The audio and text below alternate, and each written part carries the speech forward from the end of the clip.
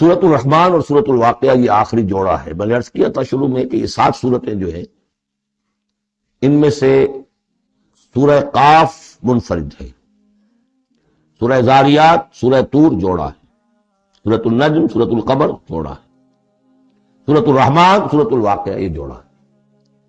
یہ جوڑا بڑا عجیب ہے.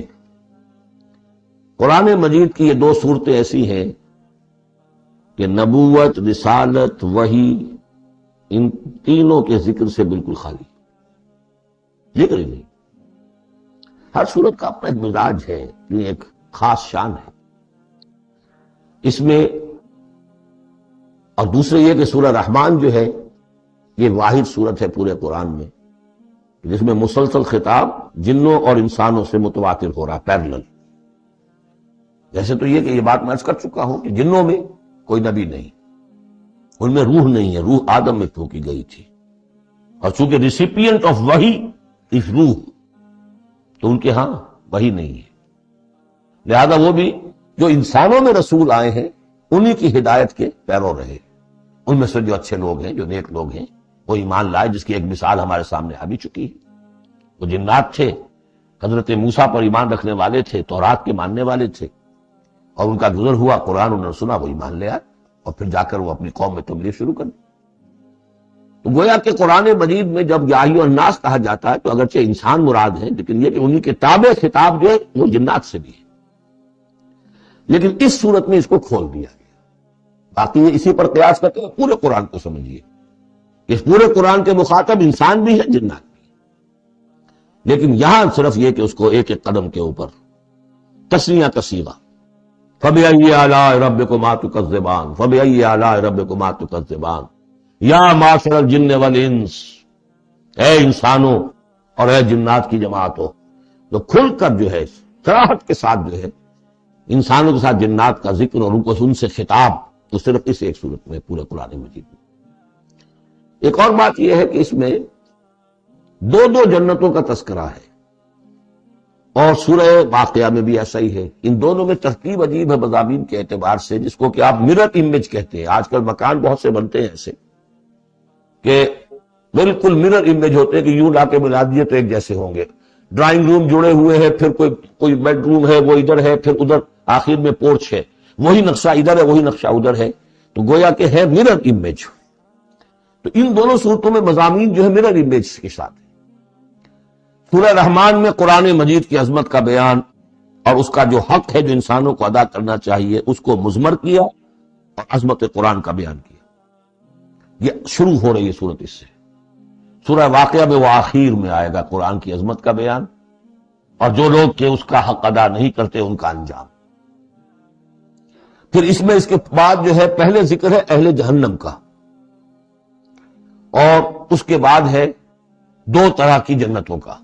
2 درجے ہیں اہل جنت کے. لیکن وہاں کیا ہے؟ پہلے تذکرہ ہے دو کامیاب گروہوں کا، اور پھر آخر میں تذکرہ ہے جہنمیوں کا. اس اعتبار سے اس میں مضامین کی بڑی گہری مناسبت بھی ہے، اور ایک مرر امیج کی ترتیب سے یہ عکسی ترتیب ان کے مضامین میں ہے. سورۃ الرحمن بسم اللہ الرحمن الرحیم. نوٹ کر لیجئے یہ ترجیحی جو آیت ہے اس میں 31 مرتبہ آئی ہے. کل آیات 78 ہیں، جن میں سے 31 جو ہیں وہ تو در حقیقت فَبِأَيِّ آلَاءِ رَبِّكُمَا تُكَذِّبَانِ اس کی تکرار ہے. یہ اسلوب قرآن مجید میں یا تو سورہ شعراء میں آ چکا ہے، 8 بار وہ الفاظ آئے تھے، إِنَّ فِي ذَلِكَ لَآيَةً وَمَا كَانَ أَكْثَرُهُم مُؤْمِنِينَ وَإِنَّ رَبَّكَ لَهُوَ الْعَزِيزُ الرَّحِيمُ 8 بار.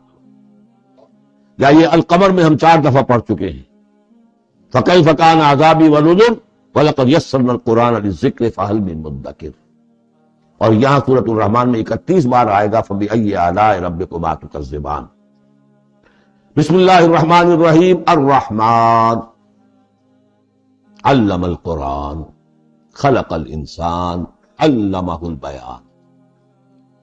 رحمان، اور یہ اللہ کا وہ نام ہے جو رحمت کے مادے سے، لیکن خاص شان اس کی یہ ہے کہ جس میں ایک طوفانی کیفیت ہے اللہ کی رحمت، ٹھاٹھے مارتے ہوئے سمندر کی طرح. غضبان ہم پڑھ چکے ہیں 2 دفعہ، نہایت غضبناک. حضرت موسیٰ کے لیے لفظ آیا غضبان آصفہ. تو عرب کہے گا اگر بھوک سے مر رہا ہے انا جوعان، پیاس سے مر رہا ہے انا عطشان، تو رحمان کے بدن پر بہت مبالغہ ہوتا ہے، اور اس میں ایک شان ہوتی ہے جیسے کہ طوفانی شان، طوفان وہ بھی اسی میں ہے۔ اور رحمان وہ ہستی کہ جس کی رحمت ٹھاٹھے مارتے سمندر کے مانند ہے۔ علم القرآن، اس نے قرآن سکھایا۔ یعنی یہ کہ قرآن مجید کی عظمت کا تصور کرو، یہ اللہ کی رحمانیت کا مظہر عتم ہے، اس کی رحمت کی سب سے بڑی شان، اس کا مظہر عتم جو ہے وہ قرآن۔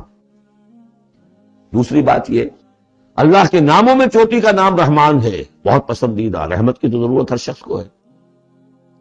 حضور نے فرمایا میں بھی مستغنی نہیں۔ آپ نے ایک موقع پہ فرمایا کہ کوئی جنت میں صرف اپنے اعمال کی بنیاد پر نہیں جائے گا جب تک کہ رحمت خداوندی دستگیری نہ کرے۔ اور حضرت عائشہ سے ہے یہ روایت، حضرت عائشہ نے پوچھ لیا، ظاہر بات ہے میاں بیوی کے درمیان ایک بے تکلفی بھی ہوتی ہے کہ کیا حضور آپ بھی؟ آپ نے فرمایا ہاں میں بھی۔ الا ان یتغمدنی ربی برحمتہ، میں بھی جنت میں نہیں جا سکوں گا مگر اس صورت میں کہ میرا رب مجھے اپنی رحمت سے ڈھانپ لے۔ تو رحمان چوٹی کا نام ہے اللہ کے ناموں میں سے، اور جو علم اللہ نے دیا انسان کو اس میں چوٹی کا علم قرآن ہے۔ ایک علم وہ ہے ریویلڈ نالج جس کی چوٹی یہ ہے، ایک علم ہے ایکوائرڈ نالج، رفتہ رفتہ انسان جا رہا ہے، لیکن سب سے اونچا علم، سب سے بڑا علم خلق الانسان، اسی نے انسان کو بنایا، اور اس کی کریشن کا کلائمیکس انسان ہے، تخلیق کی معراج انسان ہے۔ خلقتہ بیدی، اپنے دونوں ہاتھوں سے بنایا، جس میں عالم امر اور عالم خلق جمع ہو گئے۔ اس سے آگے علمہ البیان، جو صلاحیتیں انسان کو دی ہیں ان میں چوٹی کی صلاحیت جو ہے بیان ہے۔ انسان کو کہا گیا حیوان ناطق، نطق، قوت بیان۔ اور یہ بات ہمیں معلوم ہے کہ یہ جو انسان کا جو برین ہے، ظاہر بات ہے گوریلاز میں بھی ہے، چمپینزیز میں بھی ہے، اور بھی حیوانات کے اندر بھی ہے، گھوڑے کا بھی برین ہے، لیکن یہ برین جیسے جیسے رفتہ رفتہ لوئر اینیمل سے اوپر آپ آ کر دیکھتے ہیں، ہائیسٹ انسان کے اندر آ کر اس کا جو گرے میٹر ہے، وہ جو ہائیسٹ ایوالوڈ فارم ہے، اس میں مختلف ایریاز ہیں۔ یہ ویژن کا ایریا ہے، آنکھ سے جو انفارمیشن جا رہی ہے وہ پھر ڈسائفر ہوتی ہے گرے میٹر کے اس پچھلے حصے کے اندر، ایریا ہے۔ لیکن سب سے بڑا رقبہ جو ہے وہ ہے اسپیچ سینٹر، اور اس کے دو حصے ہیں، دوسرے کی بات سننا اور سمجھنا، پھر اپنی بات کہنا، یہ دو ایسپیکٹس ہیں اس کے۔ تو اسپیچ سینٹر، اس میں دونوں چیزیں آ جائیں گی، کلام کا فہم اور پھر کلام کو دوسروں تک پہنچانا۔ تو علمہ البیان، اللہ نے صلاحیتیں تو اور بھی دی انسانوں کو بہت سی، آنکھ بھی دی، کان بھی دیا، لیکن یہ آنکھ اور کان تو حیوانات میں بھی ہے، بلکہ بعض حیوانات کی بصارت ہم سے کہیں زیادہ آگے ہے۔ بعض حیوانات وہ ہیں کہ جنہیں روشنی کی بھی ضرورت نہیں دیکھنے کے لیے، بغیر اندھیرے میں بھی دیکھتے، ہم تو اندھیرے میں نہیں دیکھ سکتے۔ اس طرح کان، گھوڑے کا کان جو ہے اس کے کان کھڑے ہو جاتے اینٹنا کی طرح سے، اگر کہیں سے آہٹ ہو، جب یہ اپنے گھوڑ سوار نے نہیں دیکھا تو نہ سنا، جب ذرا سی آہٹ کہیں کہ گھوڑے نے سن لی۔ اس حوالے سے باقی چیزیں جو ہیں ان میں تو یہ کہ علیحدہ علیحدہ گنا جائے گا تو صلاحیتیں باقی شاید انسان سے بہتر بھی دوسرے حیوانات میں ہے۔ سونگنے کی صلاحیت کتے میں جتنی ہے، ہمارے پاس تو 1/100 بھی نہیں ہے۔ حیوانات میں سونگنے کا ایریا جو ہے بہت بڑا ہوتا ہے برین کے اندر، وہ سونگ کر چیزوں کو اندازہ کرتے ہیں کھانے کی ہے کہ نہیں ہے۔ لیکن انسان کے ہاں آ کر ہائیسٹ لیول آف برین میں یہ اسپیچ سینٹر ہے۔ اب یہ جو 4 آیتوں سے 3 جملے بنے، الرحمن آیت 1 ہو گئی لیکن جملہ تو نہیں بنا، الرحمن مبتدا ہے، علم القرآن خبر ہے، جملہ اب بنا، تو جملے 3 ہوئے، الرحمن علم القرآن خلق الانسان علمہ البیان۔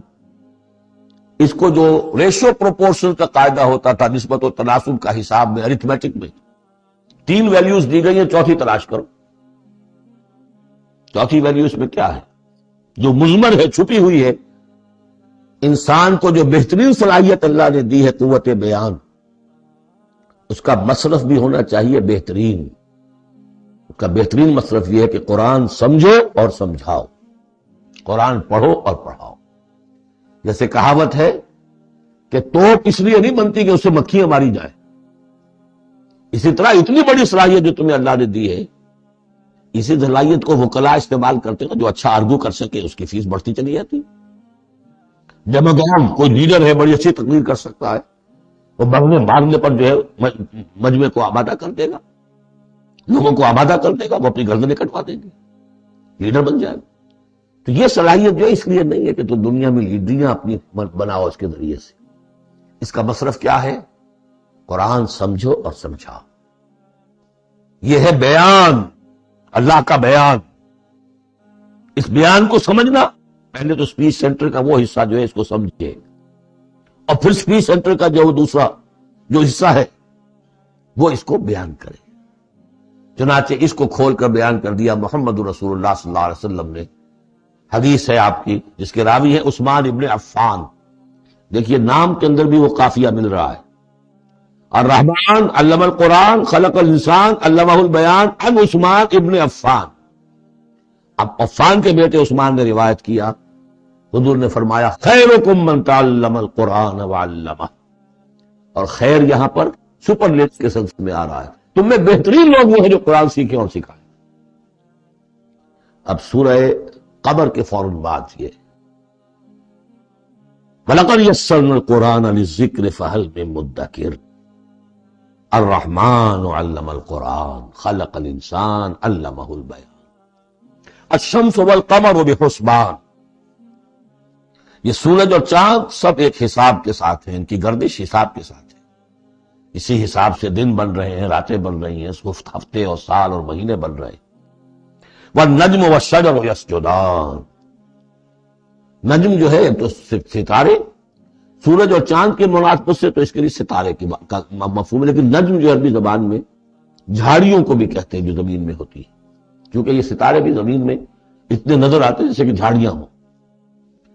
والنجم والشجر یسجدان، شجر کے حوالے سے اگر ترجمہ کرتے ہیں تو وہ جھاڑیاں، یہ بھی سجدہ کرتے ہیں، اللہ کے سامنے سربہ سجود ہوتے ہیں، ان کے سائے، جیسا کہ کئی دفعہ آ چکا ہے۔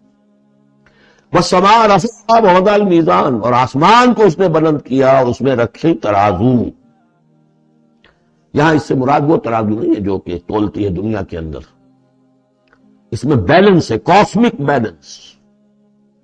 آسمان اور زمین کے اندر، آسمان میں جتنے اجرام سماویہ ہیں، ان کو جو چیز تھامے ہوئے ہے، قائم رکھے ہوئے ہے، وہ ایک بیلنس ہے۔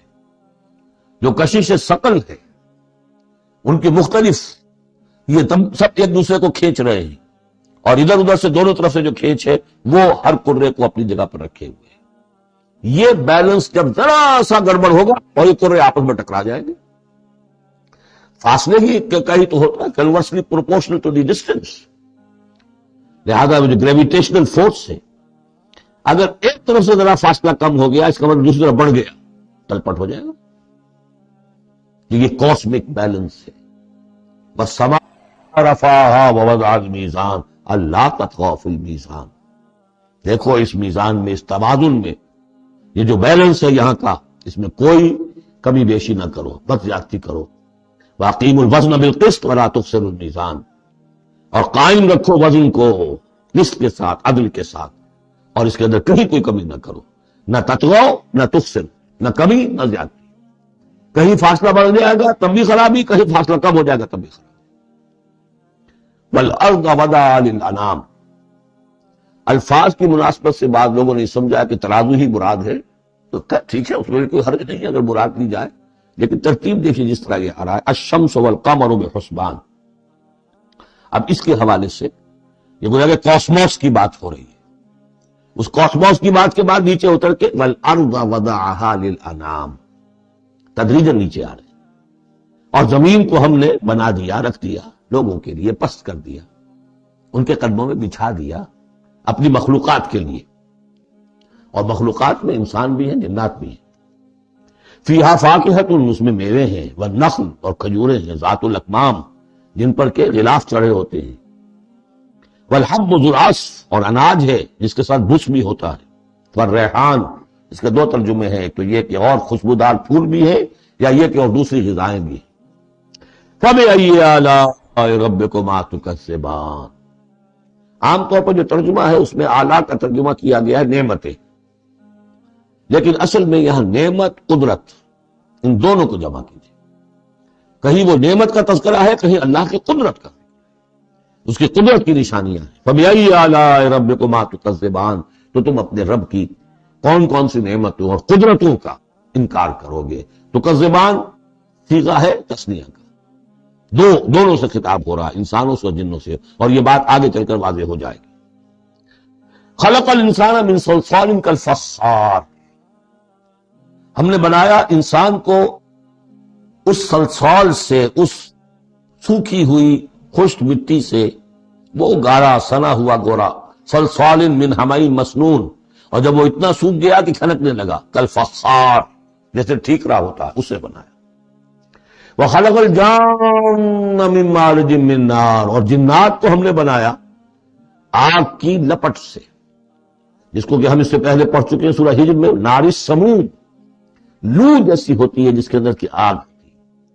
تو ایسے ہی وہ جو فلیم ہوتا ہے، شعلہ، اس کا ایک حصہ تو ہے جو نظر آتا ہے اور ایک حصہ وہ نظر نہیں آتا. وہ جو اوپر کا حصہ ہے وہ ہے جب سب سے زیادہ ہیٹ ٹیمپریچر ہائیسٹ وہاں ہوتا ہے، وہ ہے مارج من نار.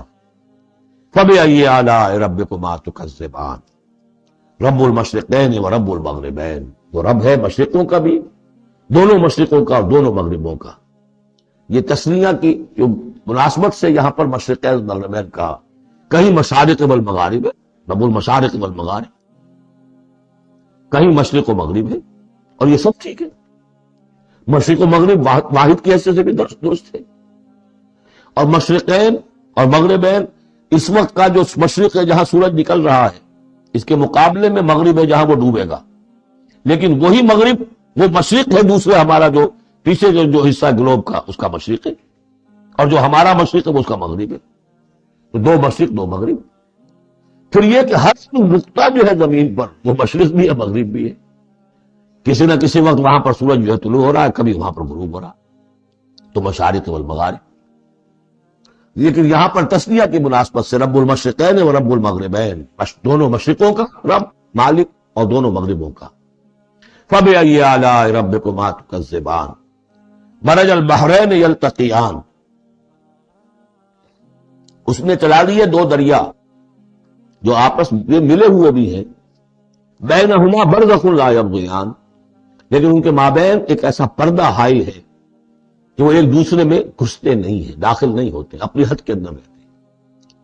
یہ ہے گرم روئیں چلتی ہیں ٹھنڈے پانی کے سمندر میں، یا جیسے کہ کابل پر نظر آتا ہے دو دریا چل رہے ہیں، دریائے سندھ کا پانی علیحدہ نظر آ رہا ہے اور دریائے کابل کا علیحدہ نظر آ رہا ہے، اور یہ اٹک پر نظر آتا ہے، اور کافی دور تک پھر یہ علیحدہ علیحدہ چل کے نظر آتے ہیں. فَبِأَيِّ آلَاءِ رَبِّكُمَا تُكَذِّبَانِ يَخْرُجُ مِنْهُمَا اللُّؤْلُؤُ وَالْمَرْجَانُ، اور ان دونوں سے نکلتے ہیں موتی بھی اور مونگے بھی. فَبِأَيِّ آلَاءِ رَبِّكُمَا تُكَذِّبَانِ وَلَهُ الْجَوَارُ الْمُنشَآتُ فِي الْبَحْرِ كَالْأَعْلَامِ، اور اس کے لیے ہی ہے، اللہ ہی کی ملکیت ہے وہ پہاڑ جیسے جہاز، جوار المنشآت، پھر جو اونچے کھڑے رہتے ہیں اور سمندر میں ایسے ہوتے ہیں جیسے پہاڑ. پچھلے زمانے میں بھی تو اگرچہ بادبانی ہوتے تھے، لیکن جب بادبان کھل جاتے تھے تو بڑی اونچی اونچی جو ہے بادبان ہوتے تھے ان کے، پہاڑ کی طرح، پہاڑی ہیں چھوٹی چھوٹی. اور آج جو کچھ چلتے ہیں بڑے بڑے جہاز، ان کو جو دیکھیں تو واقعی تو وہ پہاڑ ہوتے ہیں سمندر میں. فَبِأَيِّ آلَاءِ رَبِّكُمَا تُكَذِّبَانِ كُلُّ مَنْ عَلَيْهَا فَانٍ. اب یہ جو یہاں آئی ہیں اب تک آیات، اللہ کی صنائی، اللہ کی قدرت نوٹ کریں گے جب ہم سورہ واقعہ پڑھیں گے. پہلے آیا ذکر قرآن، اس کی عظمت، اور اس کا جو ایک مضمر ہے چیز کہ انسان کو اس قرآن کی عظمت اور فضیلت کو سمجھ کر، اگر اللہ نے وہ جو شعر علامہ اقبال کا، اگر یک قطرہ خون داری، اگر مشتے پرے داری، بیا با من تو آ موزم طریق شاہ بازیرہ، اگر تمہارے جسم میں کوئی قطرہ خون ہے اور کوئی مٹھی بھر پر بھی تمہیں دے رکھے ہیں، اے چڑیا اے بیا، آؤ کہ میں تمہیں شاہ بازی کے طریقے سکھاؤں. اسی طریقے سے اگر تمہیں بولنے کی صلاحیت دی ہے اللہ نے، تو اس کا مصرف کیا ہے؟ خیرکم من تعلم القرآن وعلمہ، سمجھنے کی صلاحیت دی ہے قرآن سمجھو، بیان کرنے کی صلاحیت دی ہے بیان کرو قرآن. پھر یہ کہ اللہ تعالیٰ کی تخلیقی قوت، اس کا تذکرہ ہوگا۔ وہاں آپ دیکھیں گے یہ بالکل الٹی یہی ترتیب ہوگی، آخر میں قرآن مجید کی عظمت، اس سے پہلے اللہ کی تخلیقی عظمت، اللہ کے یہی جو آلہ ہے، اس کے بعد اب پہلے جہنم والوں کا تذکرہ یہاں ہو رہا ہے، وہاں بعد میں ہو۔ فرمایا کل من علیہا فان، جو بھی ہے اس زمین پر جو بھی مخلوقات ہیں سب فنا ہونے والی ہے۔ وَيَبْقَى وَجْهُ رَبِّكَ ذُو الْجَلَالِ وَالْإِكْرَامِ، باقی تو رہے گا صرف تیرے رب کا منہ، تیرے رب کا چہرہ، تو بہت بزرگی والا ہے اور بہت عظمت والا ہے۔ اب یہ کہ اللہ کا چہرہ ہم کیا اس کو نہیں سمجھ سکتے، آیات متشابہات میں سے جو اس کا مفہوم سمجھیں گے وہ یہ ہے اللہ کی ذات باقی، باقی سب چیز اللہ تعالیٰ کے سوا سب فانی، پوٹینشلی سب فانی ہے، اپنے طور پر سب کسی کا وجود جو ہے اپنے بل پر قائم نہیں، اللہ جب تک قائم رکھے تو در حقیقت وہ خود اپنے بل پر قائم نہیں ہے، وہ تو اللہ تعالیٰ نے ان کو قائم رکھا ہوا۔ کل من علیہا فان، اللہ باقی من کل فان، اللہ ہی باقی ہے، باقی تمام فانی۔ وَيَبْقَى وَجْهُ رَبِّكَ ذُو الْجَلَالِ وَالْإِكْرَامِ فَبِأَيِّ آلَاءِ رَبِّكُمَا تُكَذِّبَانِ يَسْأَلُهُ مَنْ فِي السَّمَاوَاتِ وَالْأَرْضِ، جو بھی ہے آسمان اور زمین میں وہ سب اس کے در کے سوالی ہیں، اسی سے مانگ رہے، وجود بھی ملا ہے اسی سے، حیات کسی کے پاس ہے دی ہوئی ہے اسی کی، کوئی صلاحیت ہے تو دی ہوئی ہے اسی کی، کوئی ذہانت ہے تو دی ہوئی ہے اسی کی، روز کا رزق جو آ رہا ہے اسی کا عطا کرتا ہے، ہر ایک سائل ہے، جو سورہ محمد میں ہم نے پڑھا کہ تم سب فقراء ہو واللہ هو الغنی وانتم الفقراء، تم سب کے سب محتاج ہو، تمہارا وجود مستعار، تمہاری حیات مستعار، تمہیں علم جو دیا اس نے دیا جتنا دیا، فلا یحیطون بشیء من علمہ الا بما شاء، تو تمہاری کیفیت ہے یسألہ من فی السماوات والارض، اسی سے مانگتا ہے جو بھی ہے آسمانوں میں اور زمین میں، کل یوم ہوا فی شان، وہ ہر دن ایک شغل میں ہے، اس کی ایک مصروفیت ہے۔ یہاں میرے نزدیک اشارہ ہے اسی بات کی طرف، یدبر الامر من السماء الى الارض ثم يعرج الیہ فی یوم کان مقدارہ الف سنۃ مما تعدون، تدبیر امر ہے، ایک دن کی تدبیر وہ کرتا ہے، کیا کچھ اگرچہ کہ وہ ایک دن اس کا 1000 سال کا ہے، اس میں کیا کیا ہونا ہے، کس طرح سے ہونا ہے، پھر وہ احکام کی تنفیذ ہوتی ہے، پھر اس کی رپورٹ ہے، اس کو واپس جاتی ہے۔ تو کل یوم ہوا فی شان، وہ کوئی ایک یوں سمجھیے کہ کوئی اسٹیٹک کوئی حقیقت نہیں ہے، خود اس کی مصروفیات، کل یوم ہوا فی شان، نئی شان کے ساتھ اس کا ظہور ہوتا ہے۔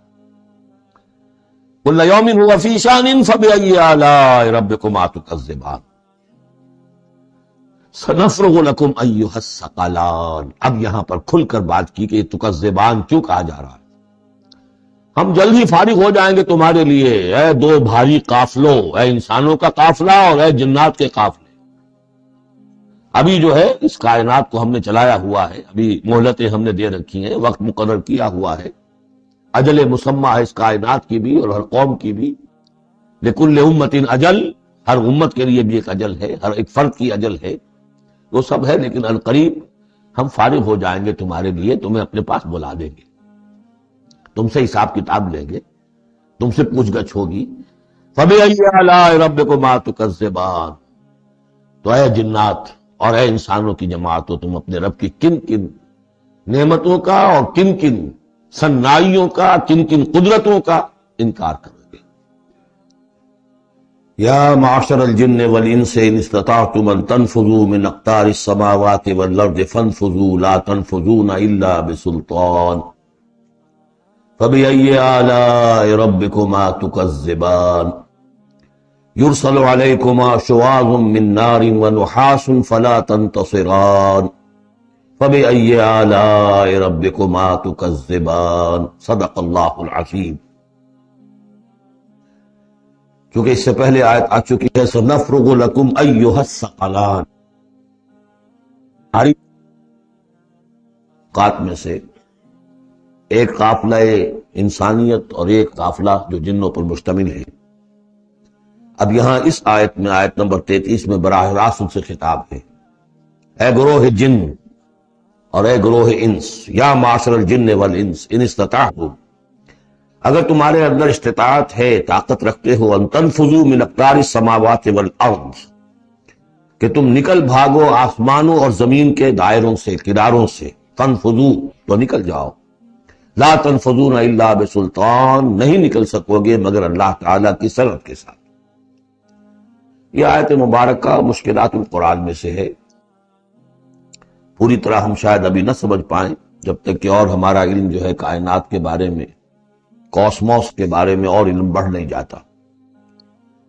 لیکن یہ کہ عام طور پر یہ سمجھا گیا ہے کہ یہ انسان اور جن جو ہیں ایک حد تک ان کی رسائی ہے اس کائنات کے اندر، اس سے آگے نہیں۔ جیسے کہ آ چکا ہے، میں پہلے بھی بیان کیا ہے کہ جنات کے لیے غالباً یہ ہمارا جو سولر سسٹم ہے، یہ پورا جو ہے یہ ان کی جولان گاہ ہے، اس میں یہ جائیں جدھر جائیں چلے جائیں، اس سے آگے نہیں۔ انسانوں کا معاملہ یہ ہے کہ وہ اس کے اندر بھی جو بھی فاصلہ طے کرتے ہیں، وہ ظاہر بات ہے کہ وہ اس کے لیے مشینیں ایجاد کر کے جہاں تک جا رہے ہیں، لیکن اس پورے سولر سسٹم تک بھی ان کی رسائی ممکن نہیں ہوگی۔ لیکن یہ کہ ایک گمان میرا ہے جو میں آپ کے سامنے پیش کر رہا ہوں کہ قرآن مجید جب آسمانوں اور زمین کی بات کرتا ہے تو وہ مراد ہوتی ہے کل کائنات، کل یونیورس، اور کل یونیورس کے کناروں سے نکل بھاگنا، اس کے کیا معنی ہے؟ اس کے معنی یہ ہے معدوم ہو جانا، یعنی یہ کہ جہنم میں پڑنے والے چاہیں گے کہ ہم معدوم ہو جائیں۔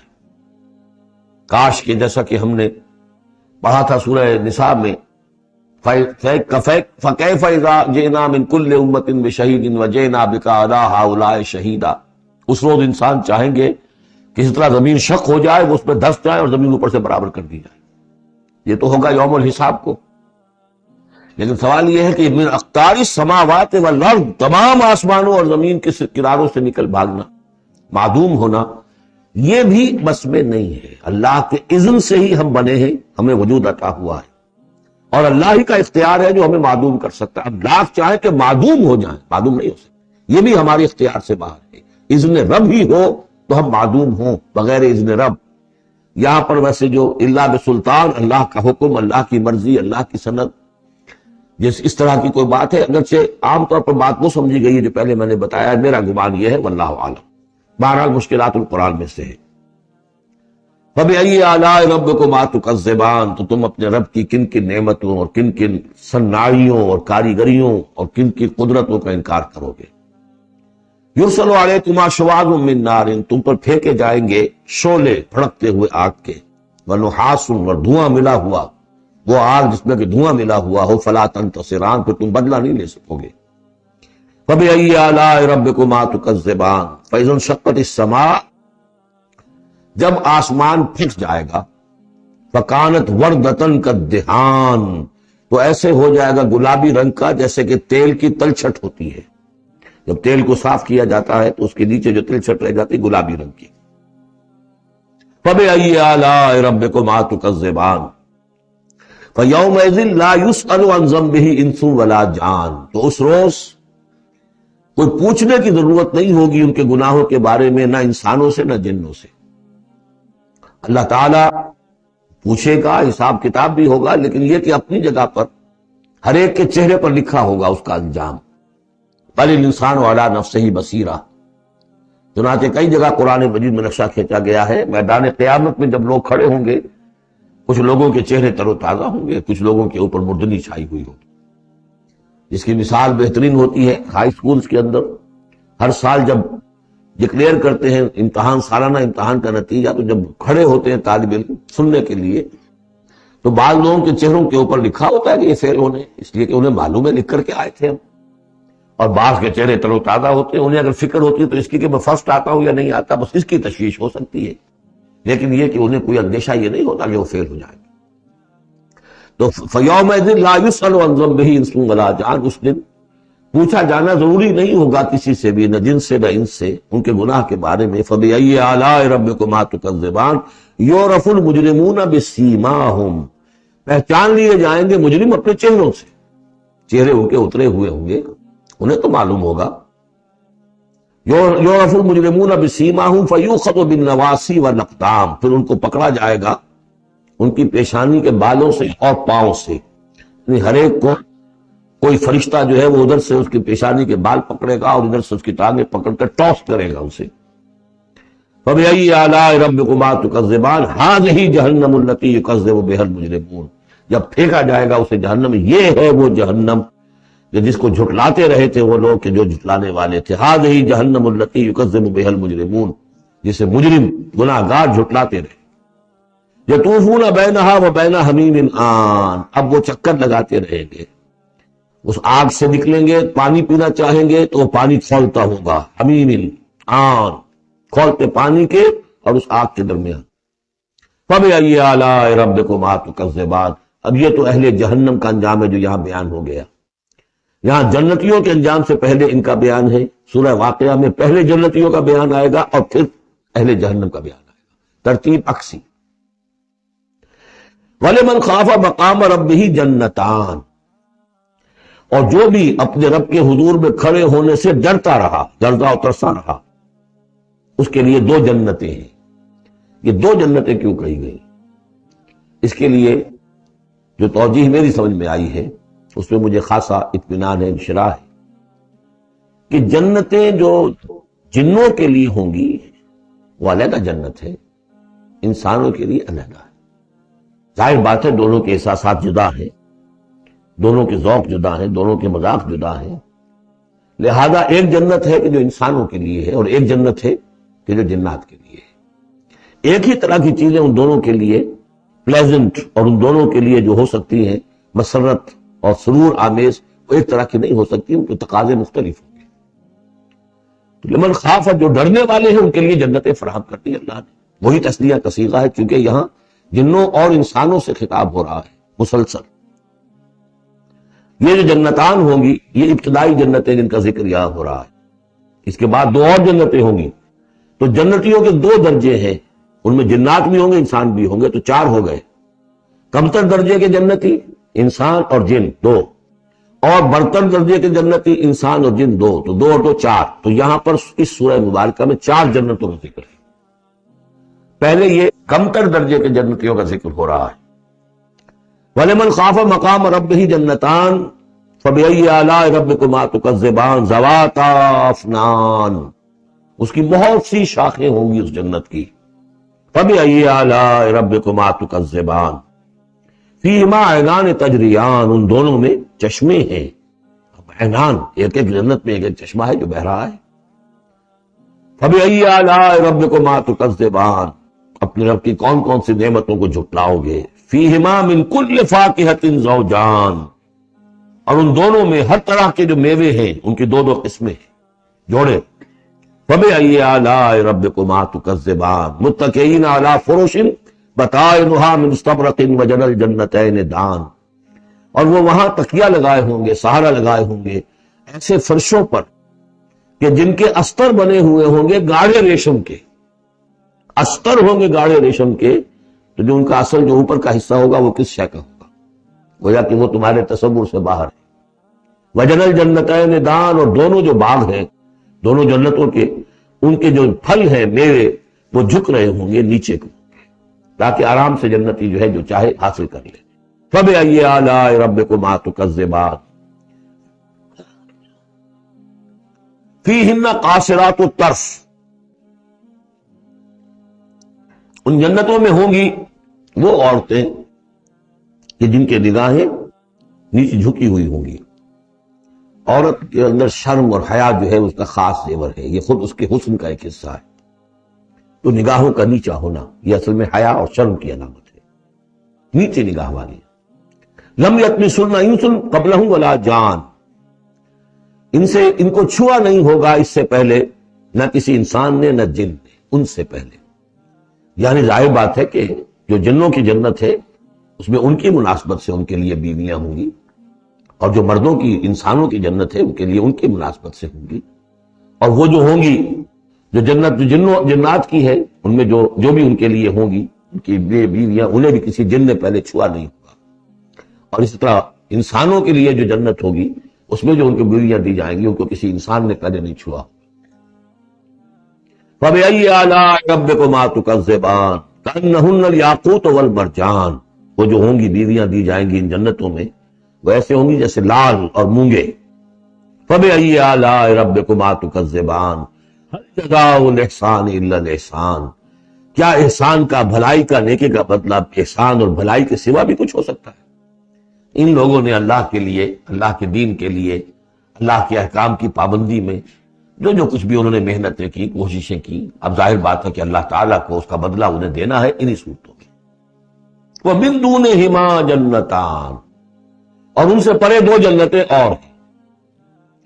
اب اس میں مفسرین کے مختلف اقوال ہیں، پہلی جنتیں کن کی ہیں، دوسری جنتیں کن کی ہیں، اس لیے کہ اس کے لیے دو الفاظ جو آئیں گے سورہ واقعہ میں آئیں گے، ایک اصحاب الیمین ہے اور ایک مقربون ہے۔ ایک وہ ہے جو آگے اللہ کے بہت ہی مقرب بارگاہ ہو جاتے ہیں، اولئک المقربون، اور ایک وہ ہے کہ جو داہنے والے ہیں اور ایک ہے شمال والے۔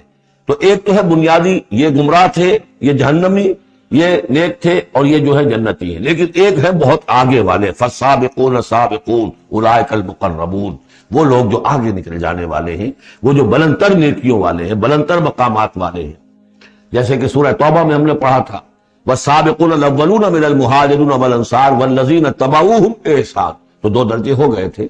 تو اس طرح یہاں پر جو میرے نزدیک پہلی جنتوں کا تذکرہ جو ہے وہ در حقیقت ہے جو کم تر جنتی ہیں، اصحاب الیمین، اور اب جو تذکرہ ہو رہا ہے وہ ہے جنت ان کی کہ جو مقربین بارگاہ ہیں، سابقین۔ وَمِن دُونِهِمَا جَنَّتَانِ، اور ان دونوں کو پرے اور دو جنتیں ہوں گی۔ فَبِأَيِّ آلَاءِ رَبِّكُمَا تُكَذِّبَانِ، یہ بھی دو ہوں گی، ایک جنات کے لیے اور ایک انسانوں کے لیے۔ مُدْهَامَّتَانِ، بڑے گہرے سبز رنگ کی جنتیں ہوں گی، سبز کاہی جسے ہمارے ہاں کہا جاتا ہے، گہرا سبز، سیاہی مائل سبز، اتنی گہرا سبز ہو کہ سیاہی مائل ہو جائے۔ یہ میں ابھی عرض کروں گا، اس کی ایک خاص پس منظر ہے۔